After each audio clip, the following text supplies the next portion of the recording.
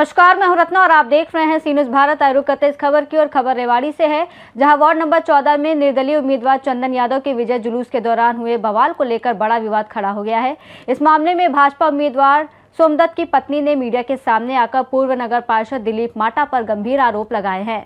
Ward number 14 में निर्दलीय उम्मीदवार चंदन यादव के विजय जुलूस के दौरान हुए हंगामे के बाद राजनीतिक और सामाजिक माहौल गर्मा गया है। भाजपा उम्मीदवार सोमदत्त की पत्नी ने मीडिया के सामने आकर पूर्व नगर पार्षद दिलीप माटा पर गंभीर आरोप लगाए हैं। उन्होंने कहा कि दिलीप माटा ने उन्हें देखकर अश्लील हरकतें की और जब महिलाओं ने इसका विरोध किया तो स्थिति और बिगड़ गई। उन्होंने ये भी आरोप लगाया कि धक्का मुक्की के दौरान दिलीप माटा जमीन पर गिर गए और घायल हो गए। उनका कहना है कि निर्दलीय पार्षद चंदन यादव से उनका कोई झगड़ा नहीं हुआ था और उनके खिलाफ मारपीट की जो बातें सामने आ रही हैं वो पूरी तरह अफवाह है।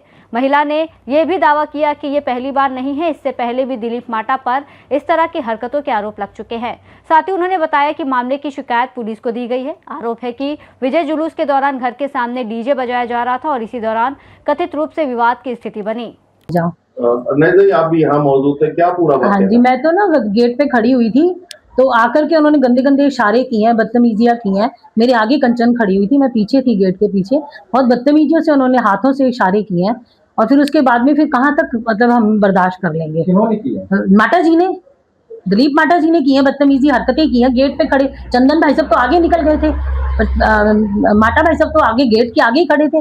गेट के आगे उन्होंने हाथों से इशारे कर करके बदतमीजियां की हैं। 5 मिनट तक वो मेरे घर के बाहर अश्लील हरकतों से उन्होंने बदतमीजियां की हैं, तो कहाँ तक कोई औरतें बर्दाश्त करेंगी बताओ।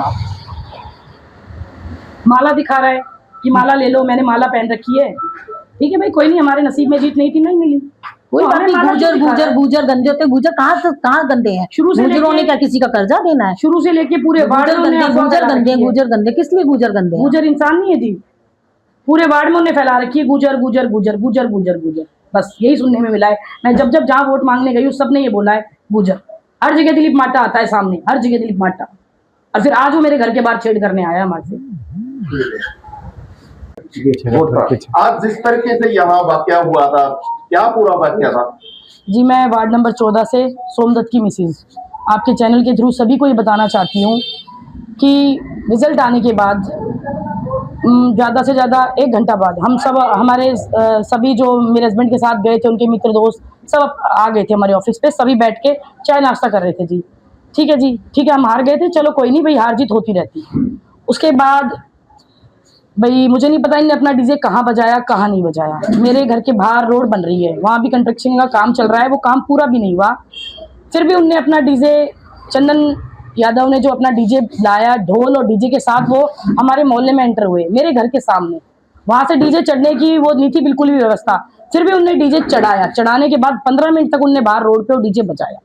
मेरे आसपास वाले जो भी जितने भी मेरे आए हुए थे मिलने वाले जुलने वाले, वो सब बोल रहे कि कोई नहीं छोड़ो भाई, पता है हमको ये अभी इस टाइम यहाँ बजा रहा है, इसीलिए बजा रहा है कि ये आप लोगों को दिखाना चाहता है। चलो मैंने कहा कोई नहीं, इग्नोर करो। हम लोग सब अंदर थे। फिर वो बिल्कुल डीजे हमारे घर के बाहर आया तो हम लोग सभी गेट खोल के देखने लगे। बाहर आके मैं बाहर खड़ी थी, मेरे पीछे दीदी रीटा दीदी खड़ी थी, मेरी सास थी, मेरी नंद थी, मेरी जेठानी थी, हम सभी देख रहे थे। मेरी सिस्टर आई हुई थी बाहर से, वो देख रही थी। तो पहले आए अपने उनके कोई 2 बच्चे, मुझे नहीं पता कौन है, मैं उनका नाम नहीं जानती। एक लड़का था जो ऐसे ऐसे इशारे करके नाच रहा था। मैंने कहा चलो जाने दे, कोई नहीं, नाच रहा है।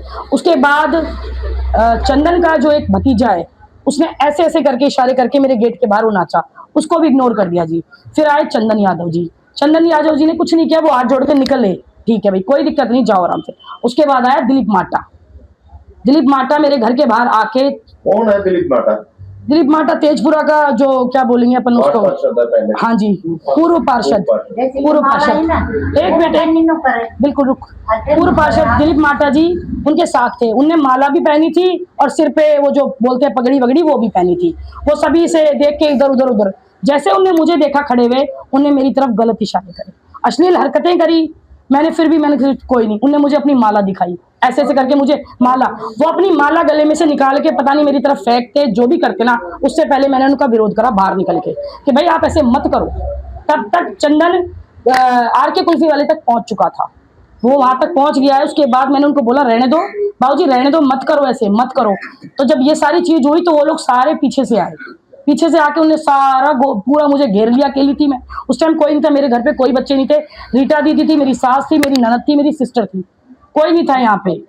कि भाई कोई है, कि कोई आके हमको बीच में रोके। एक भी हमारा कोई घर में बच्चा नहीं था। उसके बाद वो आपस में सारे इकट्ठे हुए तो दिलीप माटा जी गिर गए। मुझे नहीं पता उनके चोट कैसे लगी, किससे लगी, किसी ने नहीं मारा उनको। और चंदन से हमारा कोई झगड़ा नहीं हुआ है, ना हमने उनको आगे से बोला, ना उनने हमको आगे से बोला। झगड़ा करा है दिलीप माटा ने, मुझे गलत इशारे करे, अश्लील हरकतें करी, ऐसे ऐसे हाथ दिखाना, ऐसे ऐसे करना, अपनी माला मेरी तरफ फेंकने की कोशिश करना, तब मैंने उनका विरोध करा जी। बस यही हुआ था जो आज हुआ था। बदतमीजी करी? हाँ जी, मैं तेजपुरा में जब वोट मांगने गई थी मेरे हस्बैंड के लिए, तब ये कई बार मुझे मिले। कई बार इनने मुझे, हर बार देख के इनका अलग सा एक व्यवहार रहता है कि भाई पता नहीं क्यों रहता है, मुझे भी नहीं पता। ये बहुत बड़ी उम्र के हैं, आप लगा लो मेरे अंदाजे से 70-80 साल के जो भी होंगे, और मैं इनसे बहुत छोटी उम्र में, इनकी बेटी की उम्र की हूँ। फिर भी ये हर बार जब भी मुझे देखते ना, जब भी इनकी हरकतें गंदी होती है, कभी भी ये मार्केट में मिलते हैं तो भी इनके गलत इशारे होते हैं, हर बार इनका ये होता है। और आज इनने सारी हदें पार कर ली थी।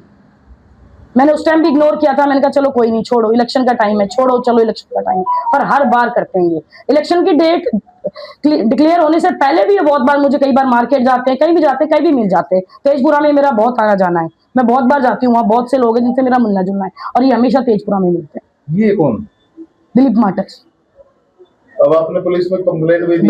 बिल्कुल मैंने दरखास्त दी है, कंप्लेंट दी है जी मैंने, दिलीप माटा के खिलाफ दी है।